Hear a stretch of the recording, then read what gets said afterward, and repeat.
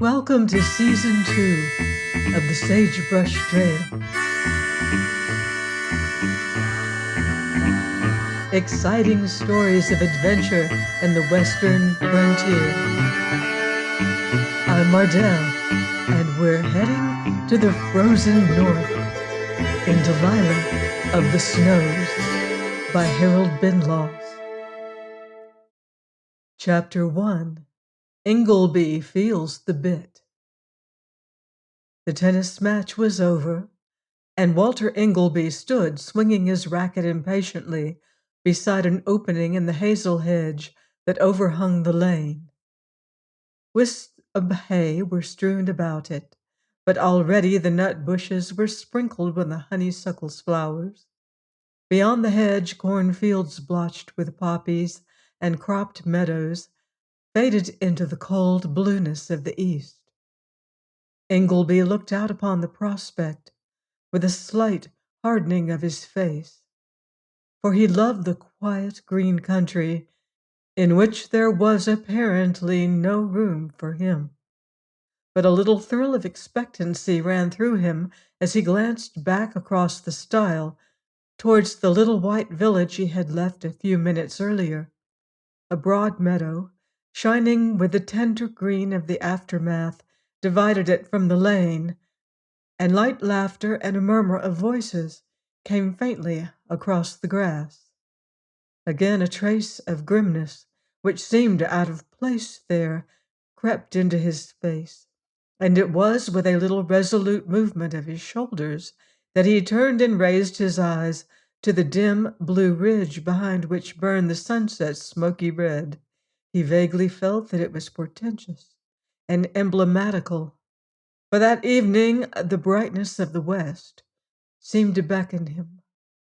He had graciously been permitted to play for a somewhat exclusive club during the afternoon, as well as to make himself useful, handing round tea and carrying chairs, because he played tennis well, and the president's wife had said that while there was a risk in admitting that kind of people, young Ingleby evidently knew his place and was seldom guilty of presumption. This was true, for Ingleby was shrewd enough to realize that there were limits to the toleration extended him, though the worthy lady would probably have been astonished had she known what his self-repression occasionally cost him. That a young man of his position should not esteem it a privilege to teach beginners and submit to be snubbed by anyone of importance who happened to be out of temper had never occurred to her.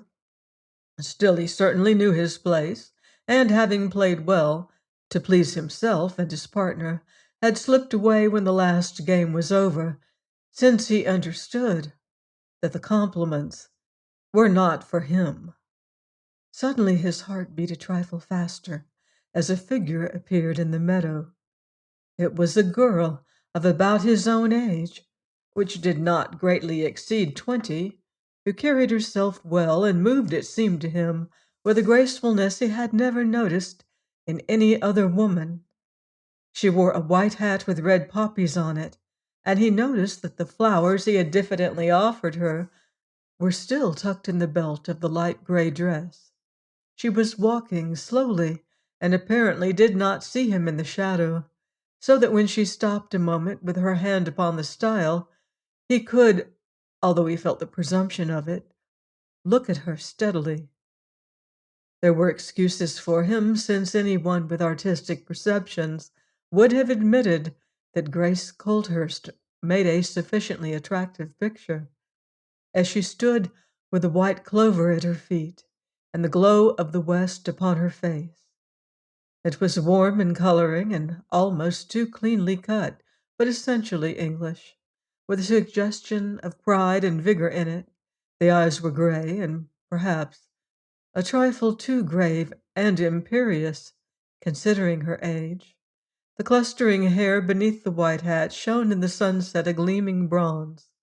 She was also very dainty, though that did not detract from the indefinite something in the pose of the shapely head and figure, which the lad vaguely recognized as patrician. The term did not please him. Indeed, it was one he objected to, but he could think of nothing more appropriate, and as he watched her, he became almost astonished at his temerity. Ingleby was young, and fancied he knew his own value, but he was also acquainted with the unyielding nature of social distinction, and it was wholly respectful homage he paid Grace Colthurst. She was Major Colthurst's daughter, and a young woman of some local importance. When she saw Ingleby, a faint tinge of warmer color crept into her face for just a moment. He swung off his straw hat and held it at his knee as he raised a hand to her, and though his deference was perhaps a trifle overdone, it was redeemed by its genuineness and did not displease her. "I was afraid you would never come," he said. The girl descended the stile before she looked at him, and therein there was a suggestion of stiffness in her attitude, for the speech which seemed to imply something of the nature of an appointment was not a tactful one. "Why did you think I would come this way at all?" she said. "I don't know," said Ingleby with a trace of confusion. "Of course there wasn't any reason. Still, I hoped you would. That was why I waited." Grace Coulter said nothing for a moment. It was, though she would never have admitted it, not altogether by accident that she had met and walked home with him somewhat frequently during the past month. "As it happened, I was almost going round by the road with Lillian Founds," she said. Young Ingleby, as she did not fail to notice, set his lips, for Miss Founds had on that and other occasions been accompanied by her accomplished brother, who was an adept at graceful inanities. "Then I should not have seen you, and I especially wanted to," he said. His voice had a little uncertain note in it, and Grace glanced at him sharply. "In that case, why did you run away as soon as the game was over?" "Don't you know?" And Ingleby's laugh had a trace of bitterness in it. "When it is over, they don't want me. Of course we helped them to win, but that was what I was there for, that and nothing more. While you played splendidly. You see, one depends so much upon his partner." "Does he?" "Of course." And Ingleby lost his head. "Now, I don't mean at tennis only. I could do almost anything with you to encourage me. Still, that is evidently out of the question, like the rest." He concluded somewhat incoherently, for he realized that this was going too far, and in his embarrassment, naturally made matters worse by the attempted qualification. Still, though the girl's color was a trifle higher, she was not altogether displeased, and felt that there was perhaps some excuse for his confidence, as she glanced at him covertly. Walter Ingleby was not remarkably different from most other young Englishmen, but he had a sturdy, well set up figure, and an expressive and by no means unattractive face, with broad forehead, fearless blue eyes, and a certain suggestive firmness of his mouth. He had also a trick of looking at one steadily, with his head held well erect, and then speaking with a curious clipped curtness. It was a trifling mannerism which nevertheless carried with it a suggestion of vigor and straightforwardness. Just then there was a little scintillation in his eyes, and he looked like one who had at least the courage to attempt a good deal. "Well," she said in a non-committal fashion, "we certainly won the match, and I think you were wrong to slip away. One would almost fancy that you were unduly sensitive now and then." Ingleby laughed. "Perhaps I am, but it isn't so very astonishing that I should occasionally resent a slight that isn't meant, when there are so many of them that certainly are. No doubt it's my own fault. I should have known what to expect when I crept into the exclusive tennis club at Holtcar." "Then I wonder why you joined at all." "So do I at times. Still, I wanted to see what people of position and refinement were really like, and to learn anything they might be inclined to teach me. I was ambitious, you see, and besides, I was really fond of the game."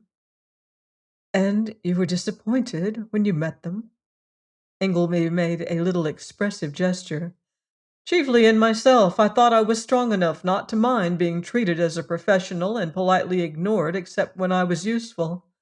Then I imagined it would be excellent discipline, and discipline is presumably good for one, as the worthy vicar, who really appears to have ideas, is fond of observing.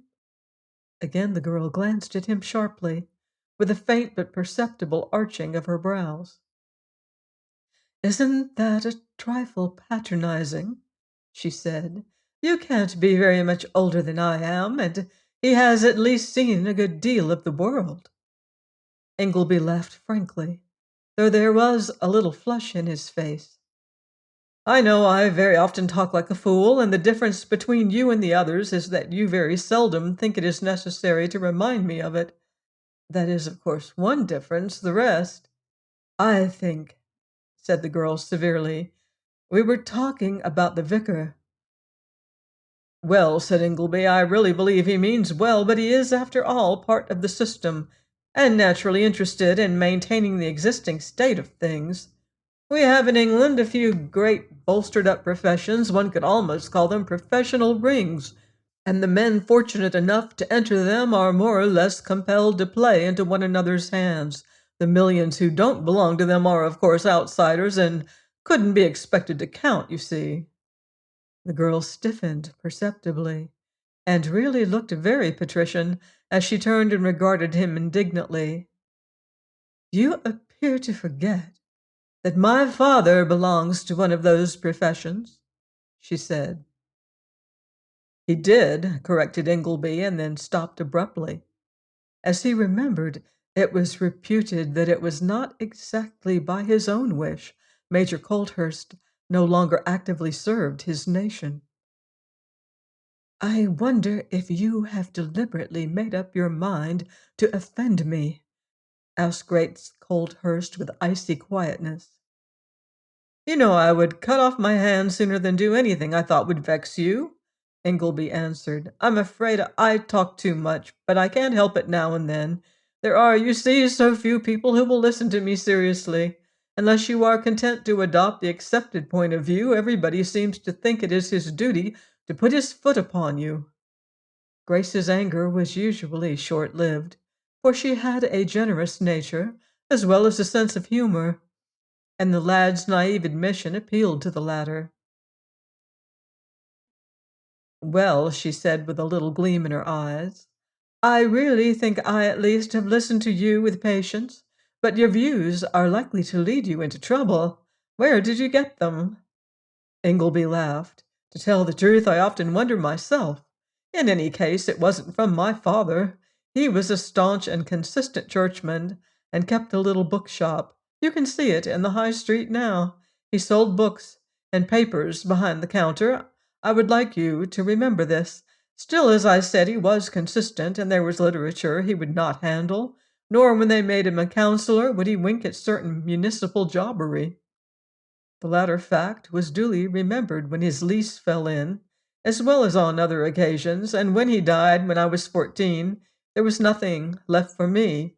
He was a scholar and an upright man, as well as a Tory of the old school and a high churchman. "Is it very unusual for a scholar to be either of the latter, then?" "Well," said Ingleby with a little twinkle in his eyes, "one would almost fancy that it ought to be. However, you can't be in the least interested in these fancies of mine. Shall I gather you that spray of blossom?" Grace looked curiously at him, instead of at the pale-tinted honeysuckle whose sweetness hung about them. She was quite aware that he had somewhat eccentric views, and it was perhaps his originality which had attracted her when, prompted chiefly by pity for the lad, who was usually left out in the cold, she had made his acquaintance. But her interest in him had increased with a suspicious rapidity, considering that it was only a month or two since she had delicately made the first overtures. She was quite willing to admit that she had made them, for she had understood, and under the circumstances sympathized with, the lad's original irresponsiveness, which had vanished when he saw that her graciousness sprang from a kindly nature and was unspoiled by condescension. and Grace Coulthurst could afford to do what other young women of her age at Holtcar would have shrunk from. She had also a certain quiet imperiousness, which made whatever she did appear fitting. "I am afraid you are an inveterate radical," she said. "I scarcely think that goes quite far enough, as radicalism seems to be understood by its acknowledged leaders. Blatant is the adjective usually hurled at us, and no doubt I deserve it, as witness what you have endured tonight. Still, you see, I wasn't talking quite without a purpose, because I want you to understand my attitude, and that brings me to the point. I'm afraid I can't play with you at the tournament as we arranged." "No?" said Grace a trifle sharply, for she was very human, and after somewhat daringly showing favor to the man of low degree. It was a trifle galling to discover that he failed to appreciate it. "You have presumably something that pleases you better to do that day?" Ingleby turned partly away from her and glanced across the valley. "No," he said with unusual quietness. "I think you know that could not be. I am, in fact, going away." Grace was a trifle startled, as well as more concerned than she would have admitted, and had Ingleby been looking at her, he might have seen this.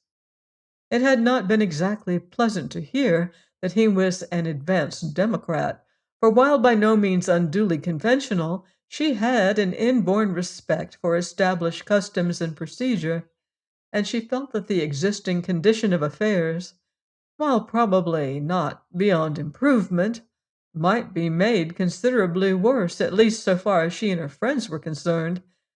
Still, it was disconcerting to find that he was going away, for there would be then no opportunity for teaching him, indirectly of course, the erroneous nature of his views. This, at least, was the reason she offered herself. "Where are you going?" she asked with studied indifference. Ingleby swung around with head tilted a trifle backwards. She knew that unconscious pose and the little gleam in his eyes which usually accompanied it, and looked across the cool blue-green meadows towards the fading splendors of the west.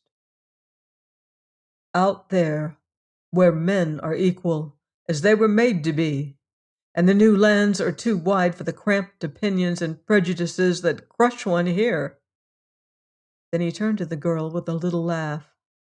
"I wish you would say something quietly stinging. I deserve it for going off in that way again. Still, I really felt it." "Do you think I could?" And Grace's tone was severe. Ingleby was even more contrite than she expected. "It was absurd to suggest it. You could never say an unkind or cutting thing to anybody. In fact, your kindness is the one pleasant memory I shall carry away with me. You see," he pulled himself up abruptly, but the color was in his cheeks and the little thrill in his voice again, while it seemed only natural that the girl should smile prettily. "I wonder," she said, "if one might ask you why you were going." The lane was growing dusky now, and Grace, as it happened, held a white glove and a fold of the silvery gray skirt in an uncovered hand, for the dew was settling heavily upon the grass between the wheel ruts. Ingleby did not look at her. "I don't think I could make you understand how sordid and distasteful my life here is. And it can't be changed," he said. "Every door is closed against the man with neither friends nor money. He must be taught his place and stay in it, dragging out his life in hopeless drudgery while I—" He stopped again and then looked at his companion steadily in the face. "I have found out in the last month how much life has to offer one who has the courage to make a bold bid for what he is entitled to." "And you expect to make it out there, which presumably means America or Canada?" They had reached an oaken door in the mossy wall, and Ingleby stood still. "Yes," he said slowly, I intend to make it there. Life holds so much. I did not know how much a little while ago, and there are alluring possibilities if one has the courage to break away from the groove prejudice and tradition force him into here. I may never see you again unless I am successful. I think I never shall. Would it be a very great presumption if I asked you for something, a trifle, to carry away with me?" He stood looking down upon her with a curious wistfulness in his face. And Grace afterwards tried to believe that it was by accident she dropped her glove just then. In any case, next moment young Ingleby stooped, and when he straightened himself again, he not only held the glove exultantly fast, but the hand she had stretched out for it.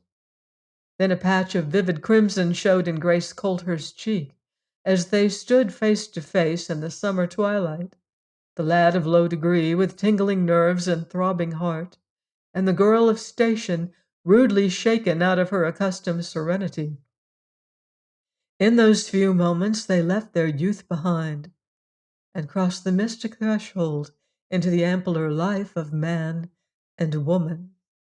Then Ingleby, swinging off his straw hat, let the little hand go and looked at the girl steadily.